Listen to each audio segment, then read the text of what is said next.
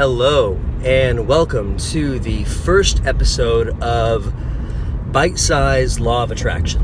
When I first learned about the law of attraction, I found that fascinating. So most of my reading and study and practice now is devoted to learning more about the law of attraction, practicing the law of attraction, and really diving deep into the science of it.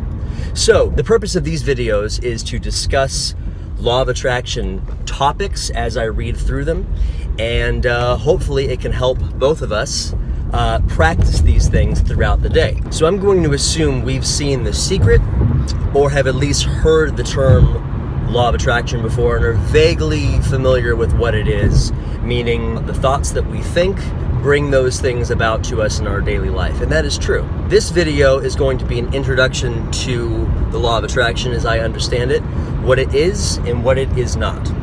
That which is like unto itself is drawn. That's all the law of attraction says. We have to accept that which is like unto itself is drawn, and also accept, need one of these, and also accept that we live in a vibrational world, and vibrations attract each other, or things that are of a like frequency attract each other, and our thoughts themselves attract thoughts that are like them. So when we say that which is like unto itself is drawn, we are also talking about thought, meaning thoughts that are like themselves draw other thoughts that are like unto themselves, and then that draws more thoughts that are like unto themselves and more thoughts that are like unto themselves. So that's how we can use the law of attraction to get what we want, basically, or use it for our benefit, because the law of attraction is working whether we are putting it to use or not. So far, we've identified that we live in a vibrational universe, a vibrational world. And the law of attraction says that which is like unto itself is drawn, and we are even talking about thoughts. Thoughts themselves are attractive to other thoughts like them. And you could think of that universally, you could think of that magnetically, or you could think of that frequency-based. I believe they're all sort of the same, but whichever is easiest for you to picture. So, vibrational world, that which is like unto itself is drawn, and thoughts themselves are attractive and draw more thoughts that are like them to you. A thought by itself is not necessarily powerful and attractive. A single thought. However, thoughts that we continue to think and or thoughts that bring about a lot of emotion are very powerful and very attractive. And notice I didn't say good emotion or bad emotion. Thoughts that we continue to think that bring about emotion are very powerful and very attractive, and they attract more of the same to them, to you. They attract more things that harmonize with the essence of what they are.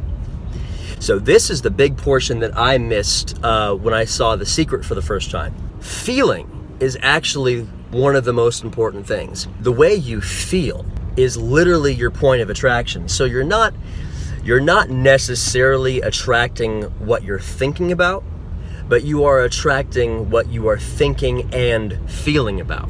That is your magnet, so to speak, or your point of attraction. So whatever you are thinking and feeling about is attracting more of the same unto itself onto you. And that could be at first just by thoughts. However you're thinking and feeling, you're attracting more thoughts that harmonize or are similar. But then if you compound that over time, you're thinking and feeling a certain way, and that's attracting your next thought, and your next thought, and your next thought, and your next thought, and your next thought, your next thought, and so on. The power of that will grow and eventually bring not only thoughts, but conversations, things that happen in real life, actual real life things that you're going to start to notice and bring to you.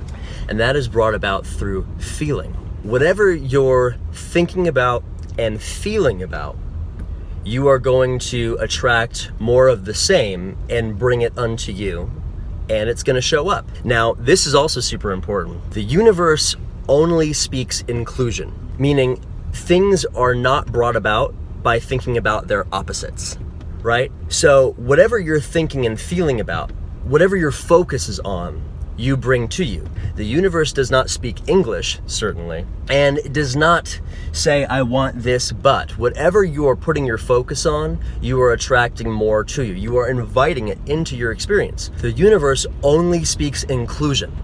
So you can't think about something that you don't want and not have it show up. You're thinking about it. It doesn't matter if you're saying, I don't want it. You are inviting it to you through your attention.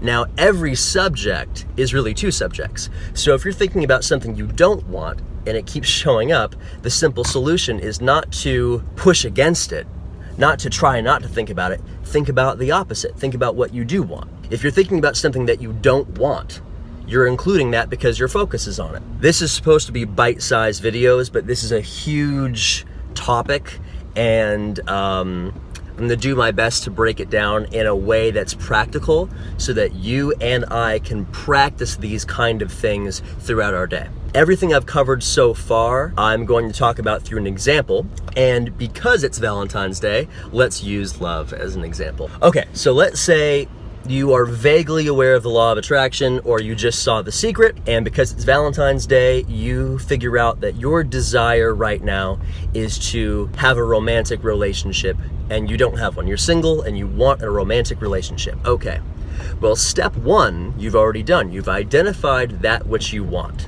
That is fantastic.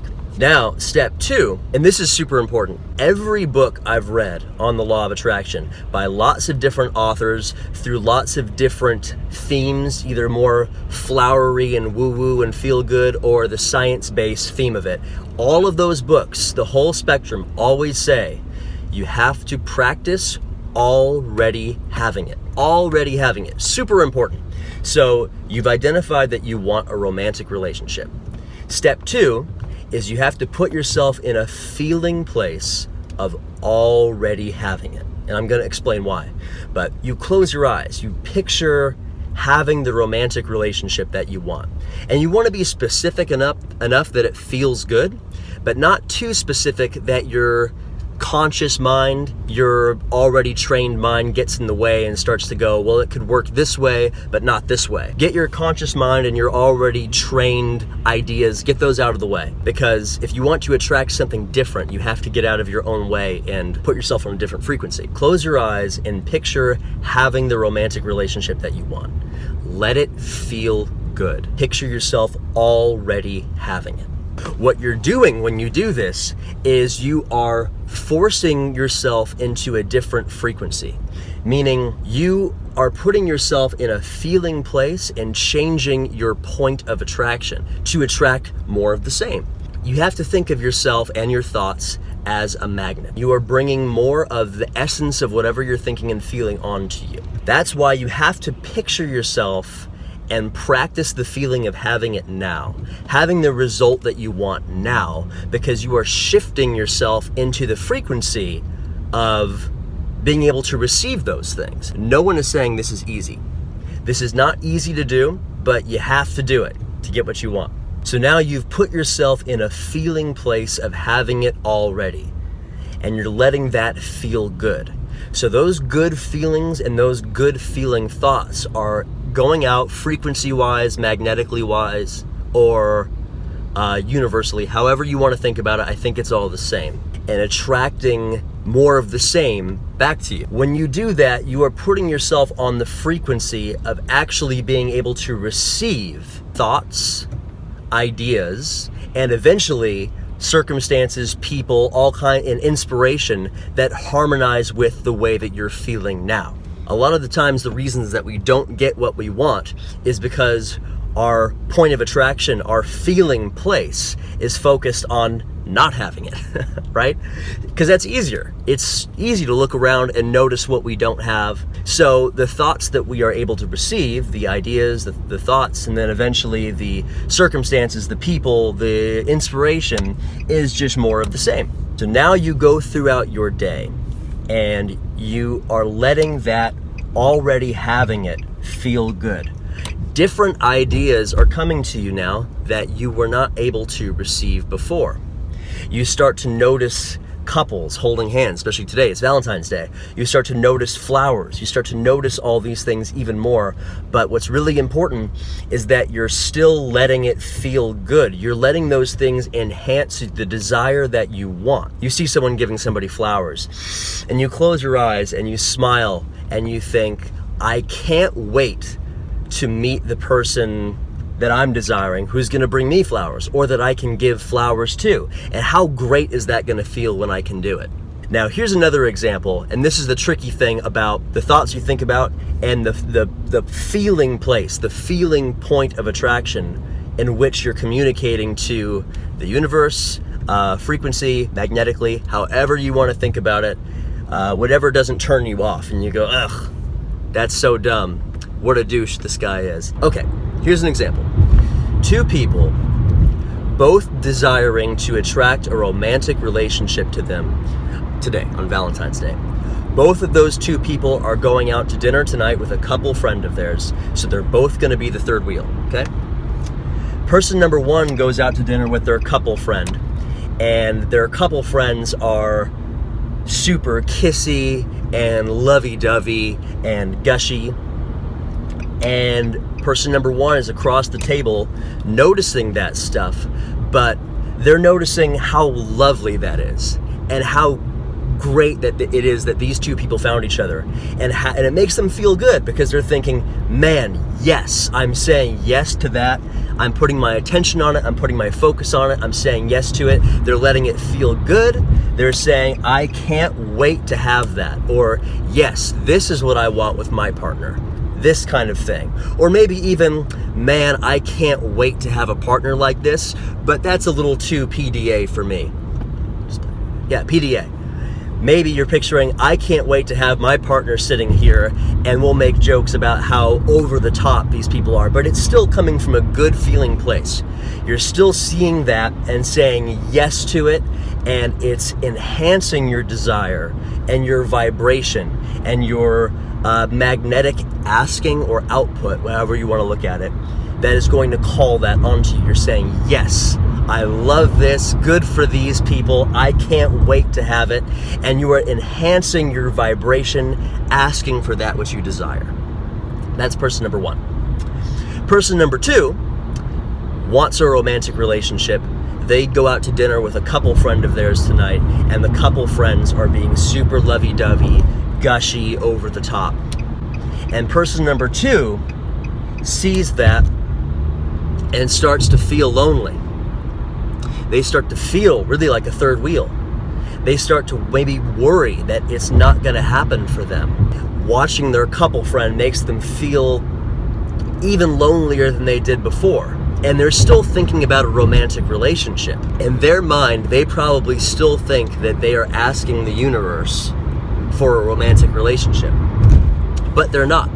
Things are not brought about by thinking about their opposites. At that moment, they are thinking about the lack of that which they want.